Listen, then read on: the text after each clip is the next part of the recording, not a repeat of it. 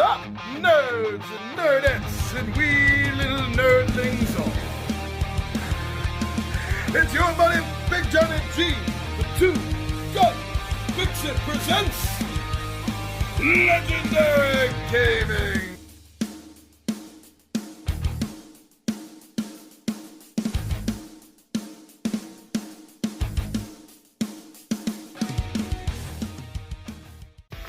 It is time, my friends, looking at it. It is time indeed for another two-gun review coming right at you. And this time we are going to feudal Japan. And we are getting stuck smack dab in the middle of some really bloody warfare. Don't get me wrong, the game itself isn't bloody, but it is a war. Wars, battles going on with samurai and ronin and knights and farmers, peasants, whoever. I don't know. I was not there. I did not see this firsthand. But I did play the game several times, and I enjoy it. Why don't you let me give you my review of Age of War.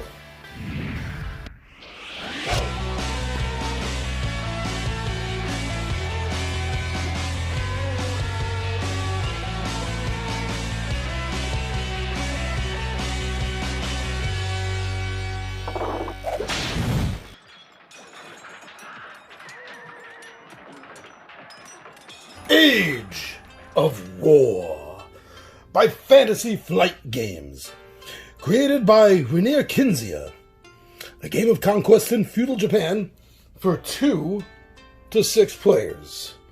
So let's start off. I like to start things off right at the beginning. Alright, so let's see what this game is about. It is a time of war and strife in feudal Japan. The line of emperors has grown weak, and petty warlords openly attack and pillage the neighboring clans. With each battle, the clans drift further apart, and unification is but a distant memory in the hearts of the people. To unify the clans once more, one leader must rise above the rest. Will that leader be you? Will it? Will it? So that's what the game is about. Feudal Japan trying to bring the clans all together. Now, next thing is what you see. Actually, that should have been the first thing, right? That should have been the first thing. What you see, the box, the presentation, the aesthetics of the game. I gotta say, this looks great. The art is beautiful. It's thematically perfect. It invokes the exact feeling that it's going for. Yes, the box is a little dark, and generally from a marketing point of view, you might want something a little bit lighter, because that's a little more eye-catching and won't kind of blend in with everything else on the shelf. But this is perfect. It needs to be this dark to symbolize war itself. As you saw, the back had a good write-up and good use of photo to show you what is in the game.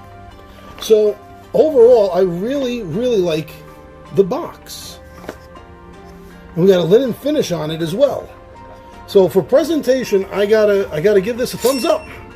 This does deliver in that respect.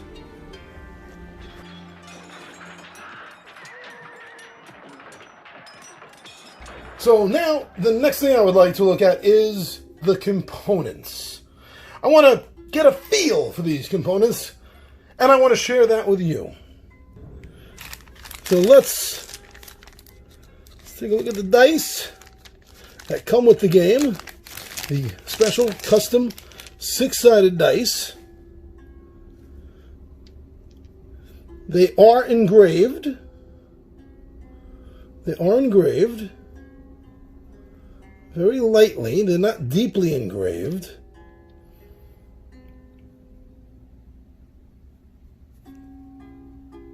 And I think they look good. Again, they do exactly what they're supposed to do, in the sense that they're here to help you invoke the sensation, the feeling of being in feudal Japan. So that's why these symbols that you see, from the cavalrymen to the demon mask samurai to the number of samurai swords or bowmen, it's very fitting. And the dice feel good, besides looking good. And if such a thing exists, I'll even say they roll well. If such a thing exists, indeed. Now, moving on. I just noticed this was a tad backwards, but that's only because of the way the game is packaged away. So, here are the cards. Now, there are different set matches. As you see here, I'll show you the cards. I just want you to see the backs and how there are different sets and matches of them.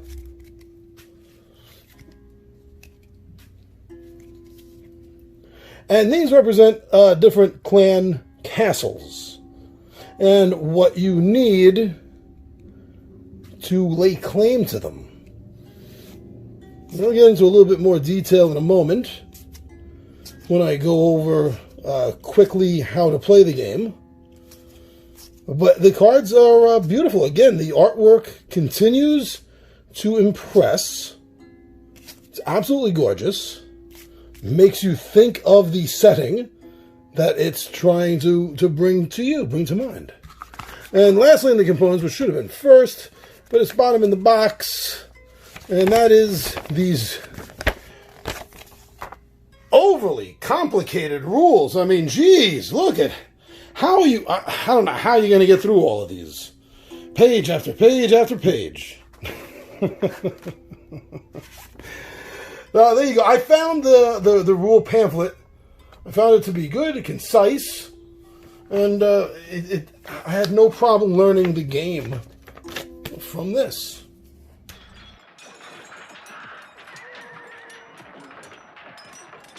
Well, the first thing you do to set up the game is you're going to make sure that all 14 of the castle cards are out. It doesn't really matter how you put them out as long as all 14 are visible to all the players around the table. Then make sure that the dice are also handy, and then that's it. You're ready to start, my friends. That's all setup is. Age of War is played over several turns, starting with the first player and going clockwise. On the player's turn, he rolls a dice to muster his troops. He then uses the varying troop types to try to conquer a castle.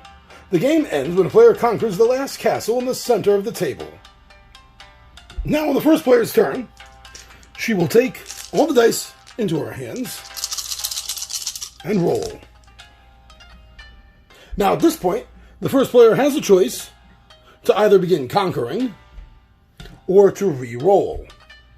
If you wish to re-roll, you must get rid of a die. So let's say she wants to re-roll, so she will get rid of one of her archers. We'll give her a chance to re-roll. And now the first player decides that she wants to start conquering. So at this point, you're going to choose a castle. And in this case, let's say it's Matsumoto. And she'll begin using her troops to fill in the conquer spots. And in this case, as you can see, both of the archery spots can be filled. These are one spot and can only be filled with one die, but these larger, you can use as many dice as you need, as long as they match the symbol. So 7 swords, and she has 1, 2, 3, she has 4, 5, 6, and she has 7, 8, 9. So at this point, the first player will be able to claim this territory and keep it off over on her side. Now, let's say the first player didn't have everything that she needed in order to pull that off on just that second roll. Let's say this is all she had that matched, leaving her with 3 dice.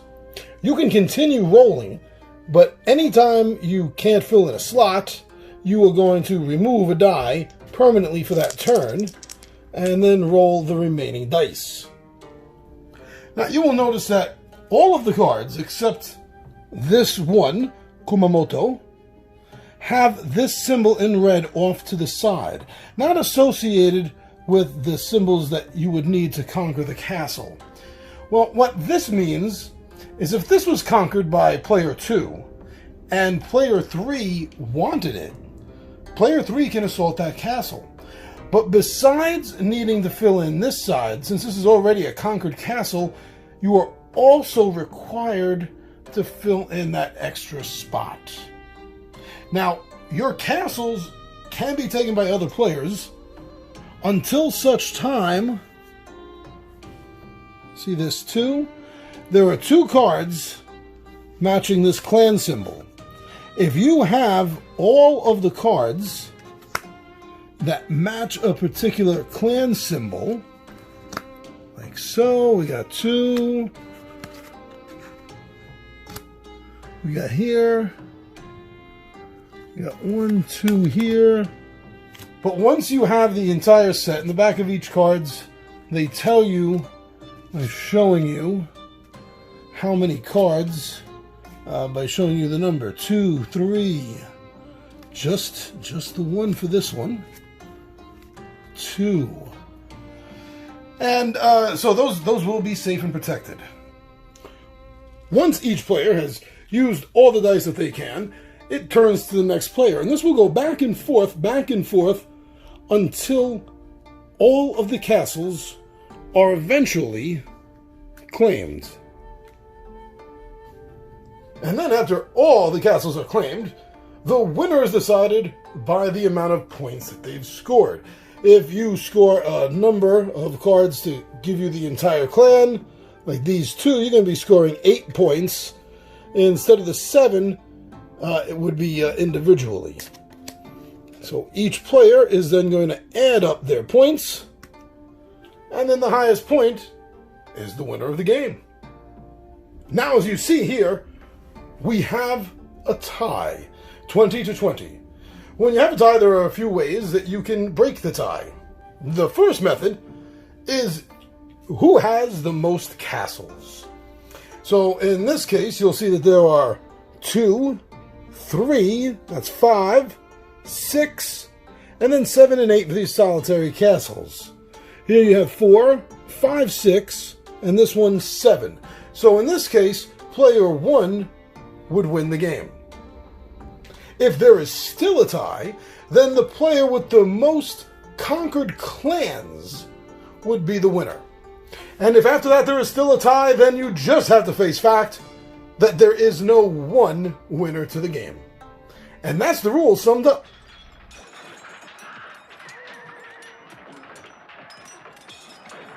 So my overall thoughts for Age of War, I enjoyed this game.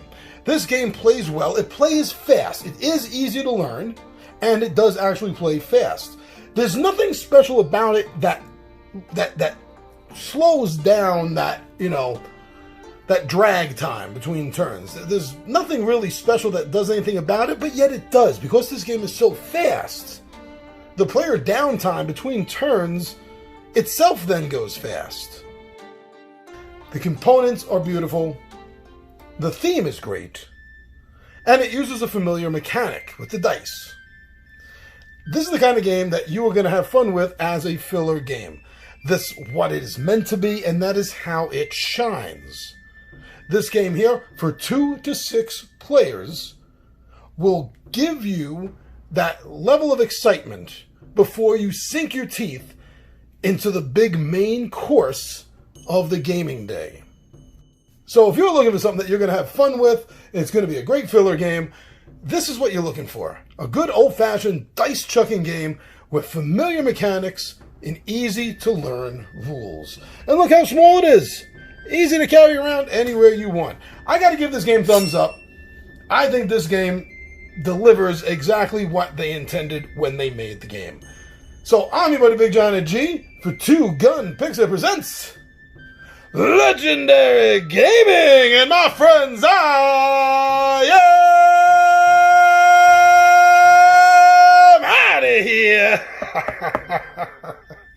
Good game. Good game.